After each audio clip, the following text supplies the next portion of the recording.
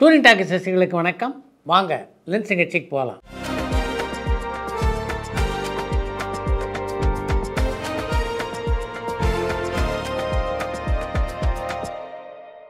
என்னம்மா முதல் கேள்வி? இயக்குனர் எம்எம் பாரதிராஜா சார் 16 வயது நிலைன்ற திரைப்படத்தினுடைய கதையை அருமையாக எழுதியிருந்தோம். அவர் மற்றவங்களுடைய கதையை படமாக எடுத்ததுக்கான காரணம் என்னன்னு அரந்தையிலிருந்து சேகர் செந்தில் கேட்டிருக்காங்க.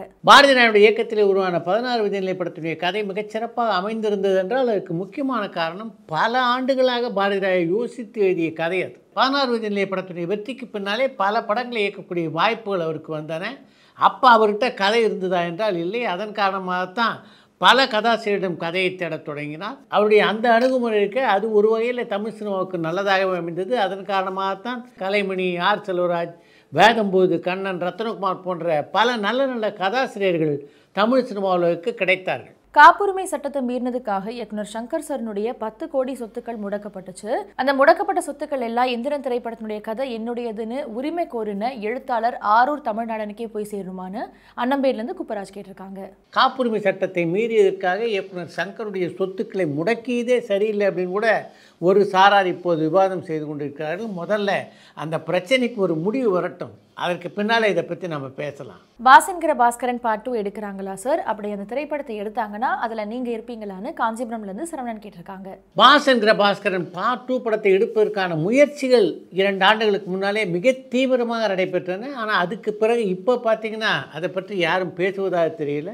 பார்ட் 2 எனக்கு மிக முக்கியமான வேடம் இருந்தது. அந்த கதை கூட எனக்கு தெரியும். நடிகர் விஜய் கட்சி ஆரம்பித்த பிறகு அவர் 200 கோடி சம்பளத்தை விட்டுட்டு வராருன்னு பல பிரபலங்கள் ரொம்ப பெருமையாக சொன்னாங்க. ஆனால் அவர் சினிமாவை விட முக்கியமான பொறுப்புக்கு வராருன்றதை ஏன் யாருமே சொல்ல மாட்டாங்கன்னு பொள்ளாச்சியிலேருந்து விக்னேஸ்வரன் கேட்டிருக்காங்க. விஜய் அடுத்து பெரிய பொறுப்புக்கு போவதற்காகத்தான் அந்த கட்சியை தொடங்கி இருக்கிறார் அப்படின்றதுல மாற்று கருத்து இல்லை. ஆனால் நீங்கள் குறிப்பிட்டிருக்கின்ற அந்த பெரிய பொறுப்பு அப்படின்றது அவர் கையில் வருவதற்கு காலமாகவும் அது மக்கள் கையில் இருக்கிறது. ஆனால் அந்த 250 கோடி ரூபாய் சம்பளம் இருக்க அது இப்போவே அவர் கையில் இருக்கிறது. அதுதான் இரண்டுக்கும் உள்ள வித்தியாசம். சினிமா துறையில் லஞ்சம் கொடுத்தா தான் சின்ன தயாரிப்பாளர்களுடைய திரைப்படங்கள் வெளியில் வருமானு சரளைமேட்லேருந்து கார்த்திக் கேட்டிருக்காங்க. இது என்ன புதுக்கதையாக இருக்குது? திரைப்படங்கள் வெளிவருவதற்கு லஞ்சம் கொடுக்கணுமா? யார்கிட்ட லஞ்சம் கொடுக்குறாங்க? முதல்ல அந்த விஷயத்தை எனக்கு சொல்லுங்கள். இயக்குனரும் நடிகருமான பார்த்திபன் சாரினுடைய ஹிந்தி ஒத்த செருப்பு திரைப்படம் 3 வருஷமாக வெளிவராமல் இருக்கிறதுக்கான காரணம் என்னன்னு கெண்டகியிலேருந்து செந்தில் கேட்டிருக்காங்க. பார்த்திபனுடைய இயக்கத்திலே உருவாகியுள்ள ஒத்த செருப்பு ஹிந்தி பதிப்பு ஏன் வெளியாகவில்லை அப்படின்றத பற்றி நம்முடைய சாய் விசித்ரா நிகழ்ச்சியில் கூட பார்த்திபன் சொல்லியிருக்காரு. அந்த நிகழ்ச்சிக்கான டிஸ்கிரிப்ஷன் கீழே தரப்பட்டிருக்கிறது. அதை பார்த்தீங்கன்னா பார்த்திபன் வாயாலேயே அதை நீங்கள் தெரிந்து கொள்ள முடியும். சார், பாலிவுட்டில் நிறைய ராஜாக்கள் பற்றின திரைப்படங்கள் எடுக்கிறாங்க, நல்ல வசூலும் பண்ணுது. ஆனால் நம்ம ஊரில் பொன்னியின் செல்வன் மாதிரியான திரைப்படங்கள் வந்தாலும் மருது பாண்டியர், வேலு நாச்சியார், மருது நாயகம், வேல்பாரி இந்த மாதிரியான கதைகளை யாரும் சரியாக படமாக எடுக்கிறதுக்கு முன் வரலன்னு நான் நினைக்கிறேன். நார்த் சைடில் தமிழ் படங்கள் சரியாக ஓடாததுக்கான காரணம் தமிழ் திரைப்படங்களில் கடவுள் நம்பிக்கை சார்ந்த படங்களாக எடுக்கிறது இல்லைன்றதான் ஒரு காரணமாக இருக்குமோன்னு எனக்கு தோணுது.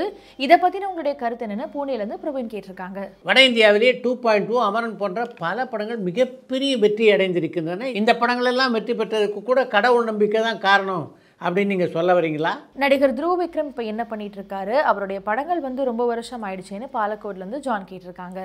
துருவ் விக்ரம் மாரி செல்வராஜ் இயக்கத்திலே இப்போ பைசன் அப்படின்ற படத்தில் நடித்து முடித்திருக்கிறார். மிக விரைவிலேயே வெள்ளித்திரையை சந்திக்க இருக்கிறது அந்த திரைப்படம். கரியருடைய உச்சத்தில் இருக்கும் பொழுதே தியாகராஜ பாகவதர் கைது செய்யப்பட்டார். அண்ட் அவருக்கும் அந்த கொலைக்கும் சம்பந்தம் இல்லைன்னு நிரூபிக்கப்பட்ட பிறகு கூட மக்கள் அவரை ஏற்றுக்காததுக்கான காரணம் என்ன?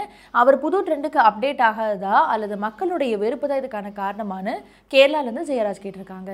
லட்சுமணனுடைய கொலை வழக்கிலே கைதாகி 4 ஆண்டுகளுக்கு பின்னாலே எம்கே தியாகராஜ பாகவதர் வெளியானதுக்கு பின்னாலே அவர் நடித்து வெளியான படங்கள் மிகப்பெரிய அளவிலே வெற்றி பெறவில்லை என்றால் அதற்கு காரணம் மக்கள் அவரை வெறுக்க தொடங்கி விட்டார்கள் அப்படின்றதில் போட்டியாளர்கள் பல பேர் அந்த காலகட்டத்திலே வந்து விட்டார்கள் என்பதுதான் மிக முக்கியமான காரணம். ஒரு பக்கம் எம்ஜிஆர் அந்த காலகட்டத்திலே மிக பிரமாதமான கதாநாயகனாக இருந்தார். இன்னொரு பக்கம் சிவாஜி வளரத் தொடங்கியிருந்தார். இந்த இரு கதாநாயகருடைய ஆதிக்கம் காரணமாகத்தான் பெரிய அளவிலே எம்கே தியாகராஜாவுடைய படங்கள் வெற்றி பெறவில்லை. காஞ்சனா பார்ட் 5 திரைப்படத்தினுடைய படப்பிடிப்பு தொடங்கிருச்சா? அந்த படம் தீபாவளிக்கு வரதுக்கான வாய்ப்புகள் இருக்கா?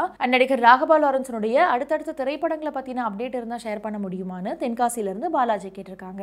ராகவா லாரன்ஸை பொறுத்த வரைக்கும் நம்முடைய லென்ஸ் கட்சியிலே நம்ம பல முறை பேசியிருக்கோம். அவருடைய படங்களை பற்றி அறிவிப்புகள் வந்து கொண்டு இருக்கின்றனவே தவிர அவர் படப்பிடிப்புக்கு போகிறதா தெரியல. நடிகர்கள் கவுண்டமணி, வடிவேலு, விவேக் இவங்கெல்லாம் விளம்பர படங்களில் நடிச்சிருக்காங்களா? அப்படி நடிக்கலைன்னா அதுக்காக தனிப்பட்ட காரணங்கள் ஏதாவது இருக்கான்னு தெற்காத்தூர்லேருந்து பரத்குமார் கேட்டிருக்காங்க.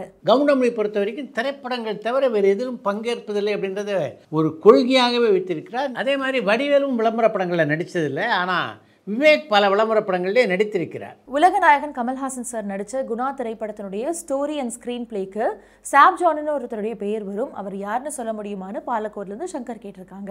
குணா படத்தினுடைய கதை திரைக்கதை எழுதியவர் சாப் ஜான். அதன் காரணமாக தான் அந்த படத்தினுடைய டைட்டிலே அவருடைய பெயர் இடம்பெற்றிருக்கிறது. கமல்ஹாசன் நடித்த மலையாள படங்களில் மிக முக்கியமான படம் சாணக்கியா. அந்த படத்துக்கு கதை எழுதியவர் சாப் ஜான் தான்.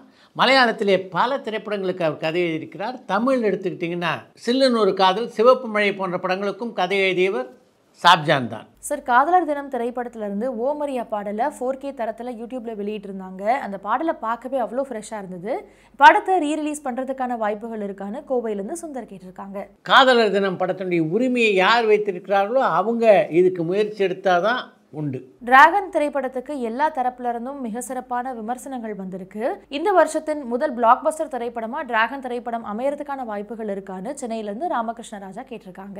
இந்த ஆண்டில் இதுவரை வெளியான படங்கள்ல மிகப்பெரிய பிளாக் பஸ்டர் வெற்றி படமாக டிராகன் அமைந்திருக்கிறது என்பதிலே சந்தேகம் இல்லை. சர்வசாதாரணமாக 100 கோடி ரூபாய் வசூலை அந்த படம் தொடுவதற்கு வாய்ப்பு இருப்பதாக பல விநியோகஸ்தர்கள் சொல்கிறாங்க. மிகப்பெரிய வெற்றி படமாக அந்த படம் வந்திருக்குன்னா அதுக்கு முக்கியமான காரணம் ஒன்று பிரதீப் ரங்கநாதன், இன்னொன்று அந்த படத்தை மிகச்சிறப்பாக இயக்கியிருக்கின்ற அஸ்வத் மாரிமுத்து. மாநில அரசோட கேளிக்கை வரியை ரத்து செய்யணும்னு உலக நாயகன் கமல்ஹாசன் சார் ஒரு விழாவில் பேசியிருக்காரு. இப்போ வரைக்கும் மாநில வரி எவ்வளவு இருக்கு, அதை கட்டுறது யாரு, தயாரிப்பாளர்களா அல்லது திரையரங்க உரிமையாளர்களா? அண்ட் கமல்ஹாசன் சாரினுடைய கோரிக்கையினால தமிழ் சினிமாவுக்கு பயனுண்டான்னு வடபழனியிலேருந்து ஜெயச்சந்திரன் கேட்டிருக்காங்க. மாநில அரசினுடைய கேளிக்கை வரி அப்படின்றது 8% வரைக்கும் இருக்குது. இப்போ அந்த வரியை கட்டிக்கிட்டு இருக்கிறது நீங்கள் தான். அந்த வரி நேராக அரசாங்கத்துக்கு போகிறது. அந்த வரியை அரசாங்கம் ரத்து செய்கின்ற பட்சத்தில் அது தயாரிப்பாளர்களுக்கும் திரையரங்கு உரிமையாளர்களுக்கும் போகும். 1000 ஒருவன் பார்ட் 2 திரைப்படத்தினுடைய போஸ்டர் வெளியாகும் பொழுது 2024ஆம் ஆண்டே படம் ரிலீஸ் ஆகும்னு அறிவிச்சிருந்தாங்க. ஆனால் இப்போ 2025ஆம் ஆண்டே வந்துருச்சு, இன்னும் திரைப்படம் வெளியாகலை. அந்த திரைப்படத்தினுடைய படப்பிடிப்பு தொடங்குறதுக்கான வாய்ப்புகள் இருக்கான்னு கோயம்புத்தூர்லேருந்து கேசவன் கேட்டிருக்காங்க. 1000 ஒருவன் பார்ட் 2 படத்தினுடைய படப்பிடிப்பு தொடங்க வாய்ப்பே இல்லை அப்படின்னு நான் சொல்ல தயாராக இல்லை. ஆனால் இப்போதைக்கு அந்த படத்தினுடைய படப்பிடிப்பு தொடங்குவதற்கான வாய்ப்புகள் கண்ணு கட்டிய தூரம் வர தெரியல. கார் பந்தயத்தில் கலந்துக்கிற அஜித் சார் அடிக்கடி விபத்தில் சிக்கிறதுக்கான காரணம் அதீத ஆர்வமா அல்லது கவனக்குறைவான தோர்ணமலையிலிருந்து சின்பகிராமன் கேட்டிருக்காங்க. கார் ரேஸ் அப்படின்றது அபாயம் நிறைந்த ஒரு த்ரில்லான விளையாட்டு தான். அதை பற்றியெல்லாம் தெரிஞ்சு தான் அஜித் அதில் ஈடுபடுகிறார். அதனால் விபத்து ஏற்பட்டால் எப்படி தன்னை தற்காத்து கொள்வது அப்படின்றதெல்லாம் அவருக்கு நல்லா தெரியும். அந்த ஏற்பாடுகளோடு தான் அவர் ரேஸிலே கலந்து கொள்வார்.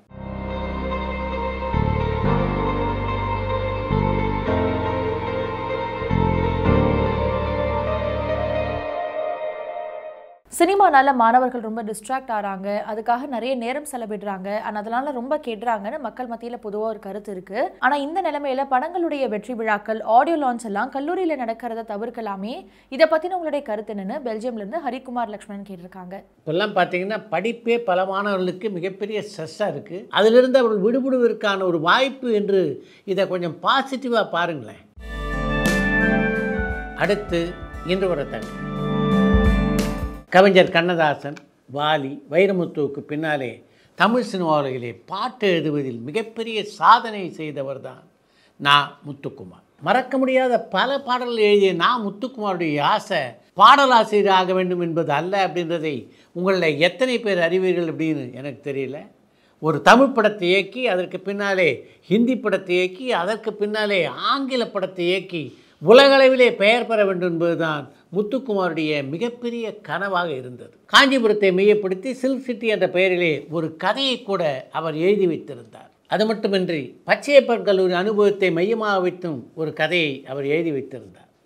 காலம் மட்டும் நம்மிடமிருந்து முத்துக்குமாரை பிரிக்காமல் இருந்திருந்தால் அவருடைய இயக்கத்திலே பல சிறந்த படங்களை பார்க்கக்கூடிய வாய்ப்பு கூட நமக்கு கிடைத்திருக்கும் என்பதுதான் உண்மை.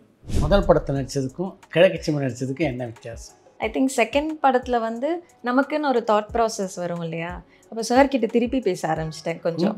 என்ன ஆயிடுச்சு, கிழக்கு சீமையில் சார் கூப்பிட்றதுக்கு முன்னால் எனக்கு வந்து ஒரு 3-4 months எனக்கு படங்களே இல்லை. ஸோ நல்லா சாப்பிட்டு நல்லா கொலுன்னு இருந்தேன். எப்படி இருந்தது அந்த பாடல் காட்சியில் நடித்தார்? So this is cold water fall from the hills it was coming. So டக்குன்னு எனக்கு ஆஸ்மா வீசிங் வந்துடும். எனக்கு குளிர் ரொம்ப ஜாஸ்தி தட்டுச்சுன்னா. Suddenly my mother comes, sir அங்கே நிற்கிறாரு, எல்லாருமே அங்கே இருக்கோம். பரபரப்பான சினிமா செய்திகள், நட்சத்திரங்களின் பேட்டிகள், சினிமா வரலாறு ஆகியவற்றை பார்க்கவும் படிக்கவும் உங்களுக்கான இணையதளம் tourantalkies.co.